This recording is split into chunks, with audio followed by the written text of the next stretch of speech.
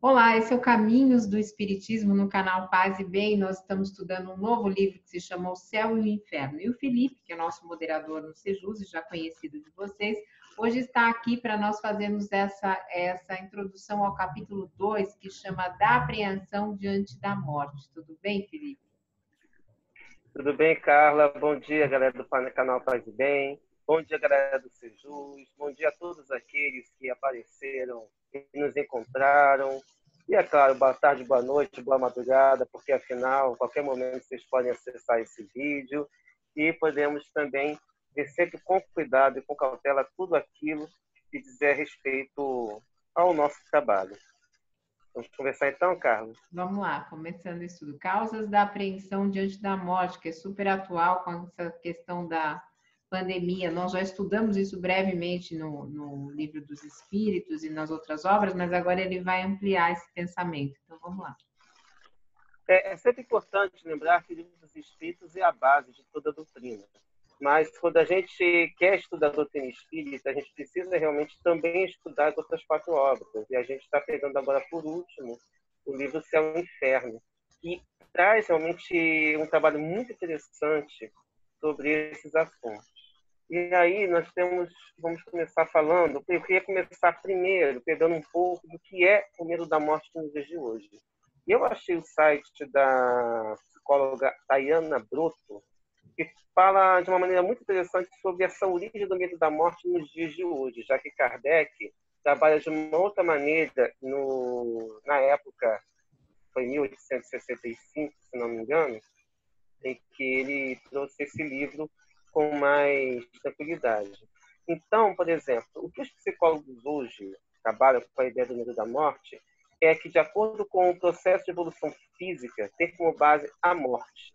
Muitas formas animais, inclusive o homem, vivem de devorar seres menores para a sobrevivência.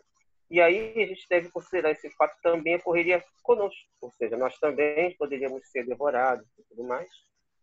E que o medo da morte, segundo a visão da psicologia, já começaria em nível celular. E que isso se resume a esse medo de ser comido vivo. E que a partir da herança social, o medo da morte vem principalmente das crenças religiosas que pintam a passagem de uma forma assustadora e até mesmo punitiva. Podemos dizer que isso até hoje, muitas das crenças trabalham, das outras teologias trabalham muito com essa ideia ainda. E que o medo da morte é o mais comum de todos os seres que habitam o mundo, envolvendo inclusive os animais, que, é claro, desenvolveram várias técnicas para escapar dos seus predadores e se desenvolverem para evitar que a morte acontecesse com eles também. Porque às vezes eu estou improvisando hoje com uma maneira de trabalhar, às vezes quando a câmera sai um pouco do lugar. Então vamos continuar. Então, o que ela fala basicamente é que o medo da morte pode ser desencadeado pela ansiedade ou por uma fobia. A ansiedade, geralmente, envolve palpitação, dor no peito, tontura, confusão, e a pessoa geralmente perde a noção do que está ocorrendo ao seu redor, mas acredita que algo ruim vai acontecer. Lembrando que a ansiedade é sempre quando a pessoa tenta se localizar mais ao futuro do que propriamente no presente. Então, nós temos realmente esse problema muito delicado que envolve o desenvolvimento de hipocondria e outras formas que realmente podem atrapalhar a vida da pessoa. Com relação ao medo da morte em si, como fobia, os psicólogos costumam chamar de tanatofobia, que envolve aquele deus Thanatos, que na mitologia grega é a personificação da morte. Enquanto o Hades, como o pessoal costuma pensar, se relacionar com a morte, seria o mundo inferior, que hoje poderíamos relacionar ao chamado inferno, que vai ser estudado posteriormente aqui dentro dessa visão no livro Céu e Inferno. E só para completar a questão do medo da morte, todas as pessoas em alguma situação irão temer a morte. E isso é saudável, caso contrário, poderá se colocar em situações de perigo extremo. Então, não é que a gente deva simplesmente encarar a morte de peito aberto, mas a gente também tem que ter esse cuidado, porque se o medo da morte altera o seu cotidiano, interfere na sua vida de um modo geral, em atividades normais, é provável que seja necessário buscar ajuda profissional. Na verdade, tanto em casos de ansiedade quanto em casos de tanatofobia, é importante que a pessoa procure alguma forma de se cuidar para não atrapalhar o seu cotidiano. Só puxando um pouco o lado ainda, antes de a gente entrar em Kardec, a psicanálise, Thanatos é a personificação mística de pulsão de morte, já pegando um pouco de Freud, é um impulso instintivo e inconsciente que busca a morte e ou a destruição. E esse conceito ele desenvolveu mais no livro, o Freud desenvolveu em 2 livros, Mais Além do Princípio do Prazer e Mal-Estar da Civilização. Na sua teoria das pulsões, o Freud descreveu 2 pulsões antagônicas. O Eros, que é uma pulsão sexual com tendência à preservação à vida, e a pulsão de morte, Thanatos, que levaria à segregação de tudo que é vivo à destruição. Ele também fala que ambas as pulsões não agem de forma isolada, estão sempre trabalhando em conjunto segundo o princípio da conservação da vida. Ela implica-se a pulsão de morte, pois é necessário que se destrua o alimento antes de ingeri-lo. Aí presente o elemento agressivo de segregação, esse se articula a pulsão primeira, como sua necessária contraparte na função geral de conservação. Então, na verdade, teríamos 2 forças brigando dentro de nós, que é a pulsão erótica e a pulsão de morte, brigando para a gente conservar a vida. Quer falar alguma coisa antes de entrarmos em Kardec? Então, eu queria. Tem uma trilogia que era vendida pela editora Comenos, agora eu não sei como tá, que se chama Arte de Morrer, e lá diversos especialistas, né, médicos da psiquiatria, da psicanálise, da psicologia, eles vão escrever sobre essas questões de vida e de morte, que é importante para a gente completar esse estudo, porque nesse momento as pessoas não têm só medo da morte, elas tinham medo da solidão. E muitas estão vivendo em completo isolamento aí, viveram, né, durante a pandemia, a gente não sabe muito bem se quando isso for ao ar já vai estar resolvida a questão, mas é importante nós trabalharmos tudo isso também para não gerar ainda mais ansiedade, porque nós temos aí uma carga muito forte. Mas vamos entrar em Kardec, senão a gente se alonga muito. Foi só assim apanhado para a gente sempre fazer a ponte com a ciência atual, já que Kardec utilizava também a ciência à época dele. E esse trecho, que é o capítulo 2 do livro Céu e Inferno, tem como base a Revista Espírita. Em fevereiro de 1865, ele publicou basicamente esse mesmo artigo, tendo por título Da Apreensão da Morte. Então, ele já começava, à época, a pensar sobre isso. Então, ele começa falando que o homem tem o sentimento inato do futuro. Sua intuição lhe diz que a morte não é a última palavra da existência e que aqueles de quem temos saudades não estão perdidos irremediavelmente. A apreensão da morte é um efeito da sabedoria da providência, uma consequência do instinto de conservação comum a todos os seres vivos. Então, a gente vê como Freud, pode até não ter lido Kardec, mas a gente vê aí que, novamente, temos a questão do instinto de conservação envolvido nessa questão. Ela é necessária enquanto o homem não estiver suficientemente esclarecido sobre as condições da vida futura, que é uma coisa com a que a gente trabalha desde que a doutrina espírita está na nossa vida. Sem esse freio, ou seja, esse instinto de conservação, levaria o homem a deixar prematuramente a vida terrestre e a negligenciar o trabalho aqui embaixo, que deve servir para o seu próprio avanço. A gente sabe que nós trabalhamos não somente com a ideia de uma vida voltada para nosso bem-estar, mas também para o bem-estar de toda a sociedade. À medida que o homem compreende melhor a vida futura, que é essa vida após a morte, e até mesmo outras encarnações, a apreensão da morte diminui. Compreendendo melhor sua missão na Terra, ele aguarda seu fim com mais calma, resignação e sem temor. Com a certeza da vida futura, ele trabalha tendo em vista o futuro sem negligenciar o presente. Sabe que o seu futuro depende da direção melhor ou pior que der ao presente.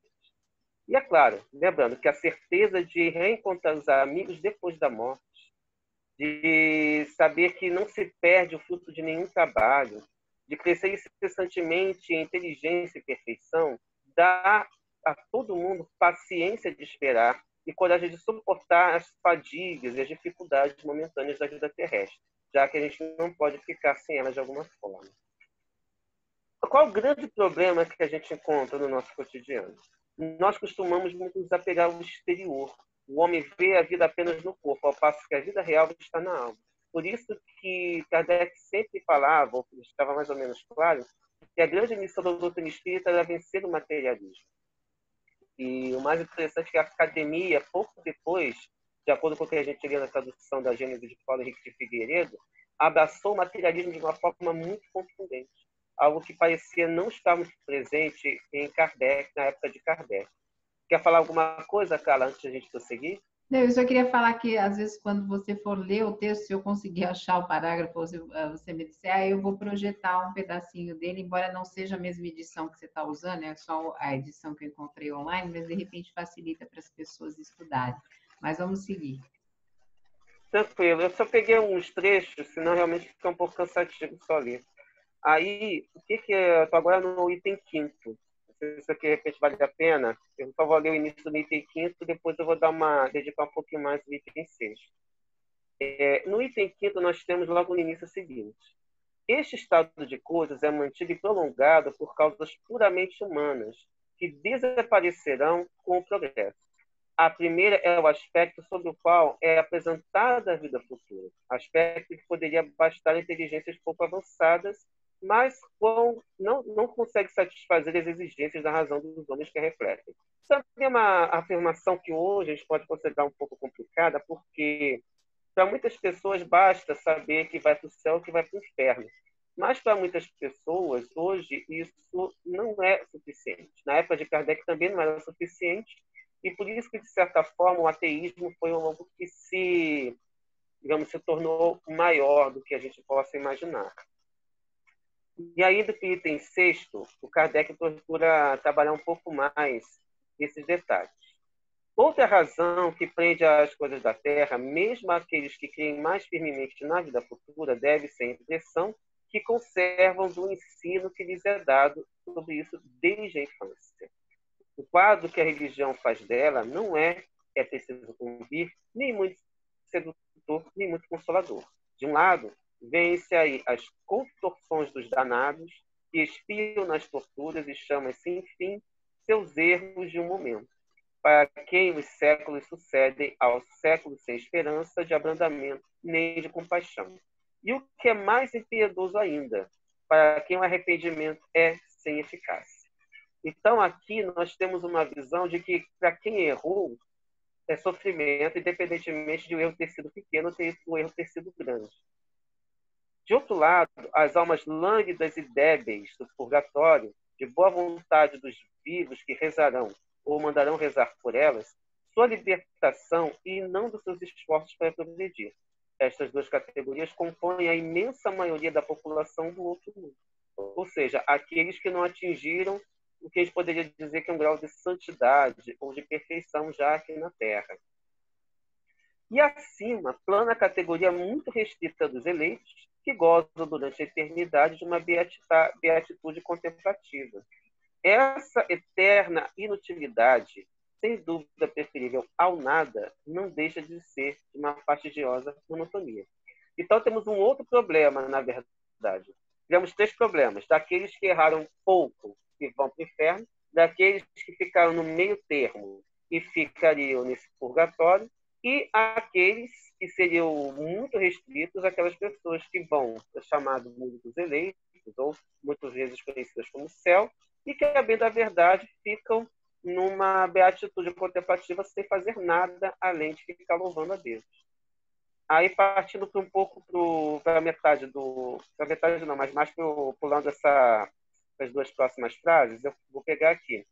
É difícil conceber que o selvagem ignorante de senso moral obtuso, unicamente por ter recebido o batismo, esteja no mesmo nível que aquele que chegou ao mais alto grau de ciência e moralidade prática após longos anos de trabalho.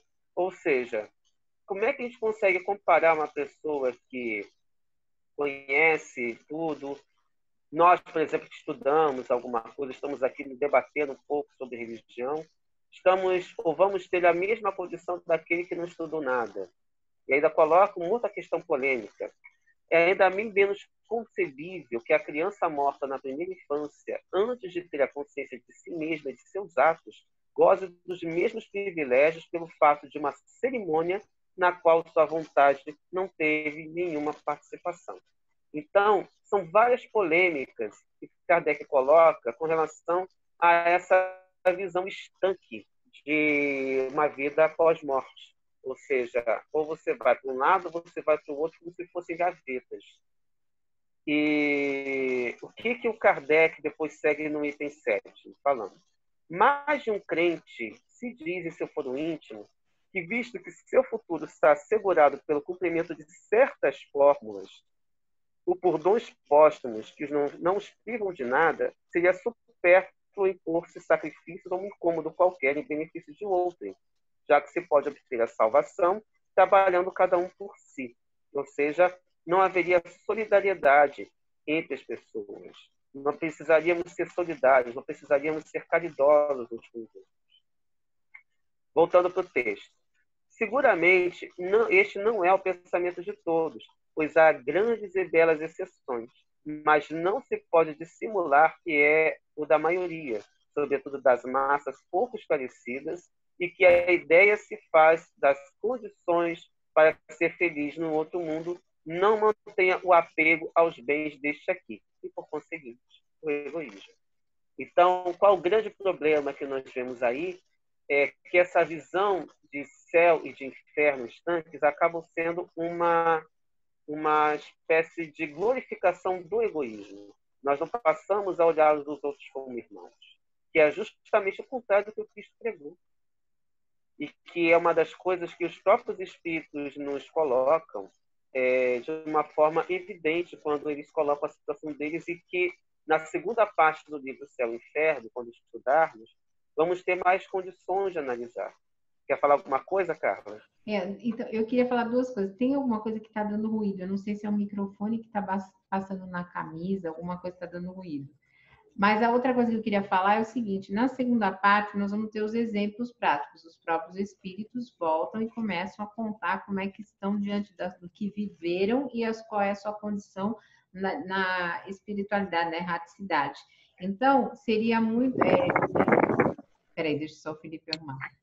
Então, é muito oportuno a gente guardar bem essas questões da teoria, lembrando que aqui Kardec fala em selvagem, mas era o conceito da época, porque senão tem gente falando já depois reclamando, era como se chamava as pessoas que não estavam tão desenvolvidas, mas não está falando necessariamente de nenhum povo.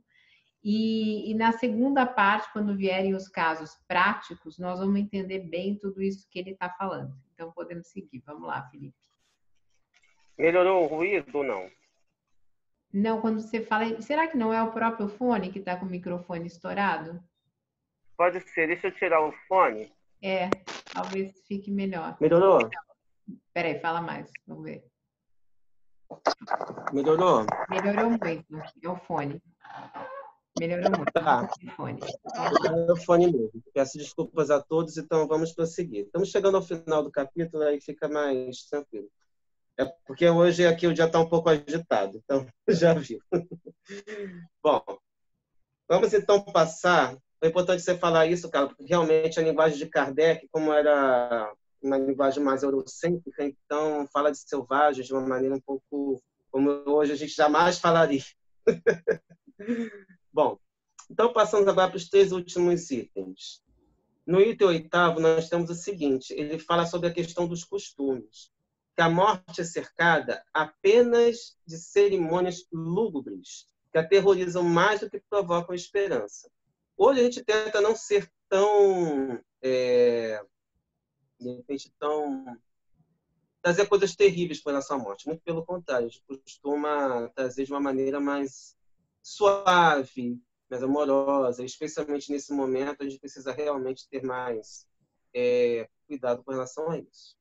Mas o que ele coloca? Até mesmo a gente pode pegar em filmes, né? A gente pode pegar aquele exemplo do Sétimo Selo, do Ingmar Bergman, quando se representa a morte sob um aspecto repulsivo e nunca um sono de transição.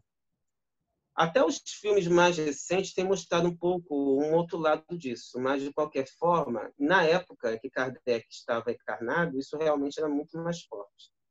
Todos os seus emblemas lembram a destruição do corpo, mostram-no hediondo e desencarnado, e descarnado. Nenhum simboliza a alma se desprendendo radiosa de seus vínculos terrestres. A partida para esse mundo mais feliz é acompanhada apenas pelas lamentações dos sobreviventes, como se acontecesse a maior desgraça aos que se vão. Dizem-lhe um adeus eterno, como se nunca mais devessem revê-los. O que se lamenta por eles são os gozos da terra, como se eles não devessem encontrar outros maiores. Que desgraça, disse, morrer quando se é jovem, rico e feliz, e se tem diante de si um futuro brilhante. Então, essa ideia que ainda hoje muitas pessoas alimentam, quando a bem da verdade, se nós temos consciência de que somos imortais, significa que isso se torna mais suave, a gente consegue entender melhor essa ideia de você estar sem o corpo físico, que é apenas isso que acontece. Que a morte nada mais é que o despojamento de um corpo físico como se fosse de uma roupa velha. E aí o que o Kardec comenta, tudo concorre, portanto, para inspirar o pavor da morte em vez de fazer nascer a esperança. Porque não se fala, a não ser de ideias muitas vezes imaginativas. Passavam-se umas ideias e que hoje, com as mensagens que vocês vão ter acesso depois, vamos entender que não é bem assim. Aí no item 9, Kardec fala o seguinte: a crença, até é interessante que usa a palavra vulgar, né? Mas é vulgar no sentido de comum. Então, a crença comum coloca, além disso, que as almas em regiões diferentes são dificilmente acessíveis ao pensamento, onde elas se tornam, de algum modo, estranhas aos sobreviventes. E aí, lembrando que a dominação da época era da Igreja Católica, que hoje também já tem uma abordagem mais suave, um pouco diferente com relação a isso, pelo menos da doutrina que a gente conhece. A própria Igreja põe entre elas e estes últimos uma barreira intransponível. Ela declara que toda relação está rompida, toda comunicação impossibilitada. Se elas estão no inferno, toda esperança de revê-las está perdida para sempre, a não ser indo também para lá. Se elas estão entre os eleitos, estão completamente absorvidas por sua beatitude contemplativa. Tudo isso põe entre os mortos e os vivos tal distância que se olha a separação como eterna. É por isso que se prefere ainda tê-los perto de si, sofrendo na terra, do que vê-los partir mesmo para o céu. Então, a gente tem realmente uma dificuldade com as doutrinas tradicionais no sentido de trazer uma visão um pouco diferente, que é a que nós temos a partir da doutrina espírita. Quer falar, Carla, antes de ir para o item 10º? Não, nós estamos terminando, acho que nesse momento que tem tanto desencarne na Terra que tivemos com relação à pandemia, esse capítulo pode trazer alguma tranquilidade para quem ainda está muito fixado nas questões de céu e de inferno, no sentido de acolhimento, de que a vida continua, de que as pessoas queridas que se foram e que possivelmente muitos de nós perderemos, elas podem ser alcançadas com preces. Então, talvez esse capítulo ele nos dê esse conforto emocional, que nesse momento é bastante importante. Mas vamos lá, vamos para a última parte. Essa última parte é um caso realmente delicado, porque ele é o único item dentro do tema. Por que os espíritas não são apreensivos diante da morte? Mas o que ele coloca? E é claro que, assim, no mundo ideal, todos os espíritas devem olhar isso dessa forma, mas a verdade é aquele negócio. Uma coisa é a razão e outra coisa é o coração. Ou seja, nossos sentimentos precisamos educar ainda para que possamos colocar isso na prática. Às vezes a gente fala isso, mas quando um parente nosso está numa situação difícil, a gente às vezes até deixa de lado e acaba retomando, porque afinal foram séculos, para não dizer milênios, de a gente imaginando céu, inferno, lugares estanques e impossibilidade de reencontro dessa maneira como nós hoje sabemos. Mas o que ele coloca? Já indo lá lá pro meio do parágrafo, não foram os homens que o descobriram pelo esforço de uma concepção engenhosa. São os próprios habitantes desse mundo que vêm descrever-nos a sua situação. Vemos aí em todos os graus da escala espiritual, em todas as fases da felicidade e da desgraça. Então, não é uma coisa estanque que acontece, de acordo com os relatos dos próprios desencarnados, e que estão reunidos em diversos relatos aqui nesse mesmo livro, de como acontece a vida após a desencarnação. O que o sustenta não é somente a esperança, é a certeza. Então, a diferença de hoje com relação às ideias que tínhamos antigamente está na certeza de que existe vida, sim, após o fim do corpo físico.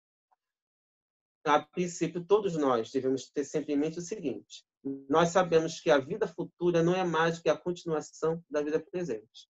E até menciona que há melhores condições, mas dependendo de como vivenciamos, essas condições podem não ser tão simples e tão fáceis.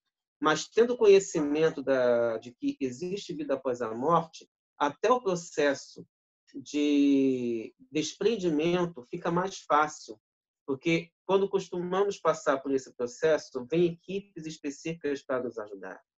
Então, a gente nunca está sozinho nem desamparado. Sempre estamos acompanhados, especialmente nesses momentos. E aí, só para fechar, só mais um trecho, Carla. A alma tem um corpo etéreo que faz dela um ser definido, que o pensamento abarca e consegue. Isso é o que nós chamamos de perispírito, que passa a ser o corpo que o espírito usa quando não tem mais o corpo físico. Basicamente era isso. Legal, então nós terminamos. Esse é o Caminhos do Espiritismo pelo canal Paz e Bem. Nós somos o Sejus. Lembrando que nós também temos estudos específicos no nosso canal do Sejus. Se você quiser estudar conosco no WhatsApp, com a moderação do Felipe, toda manhã, mande sua mensagem pelas redes sociais, mande seu número em mensagem privada, mensagem particular, por favor, que nós adicionaremos. O Felipe também é um dos administradores do grupo e teremos muito prazer de estudarmos juntos. Vou passar a palavra aí para a despedida do Felipe. Gratidão a todos que puderam me escutar, gratidão ao próprio Sejus pela oportunidade do trabalho. E, é claro, se vocês puderem participar, vai ser com muito gosto que vocês vão, enfim, participar conosco também desses momentos de estudo que são muito significativos para todos nós. A troca de experiências é fundamental. E, é claro, participem, deem um like, compartilhem nosso vídeo se vocês gostaram. Se você, de repente, não gostar, deem mais uma chance, que a gente, de repente, vai falar de outras coisas também. E, é claro, um beijo enorme para todos e todas vocês e fiquem com a gente sempre. Um beijo grande, gente. Paz e bem.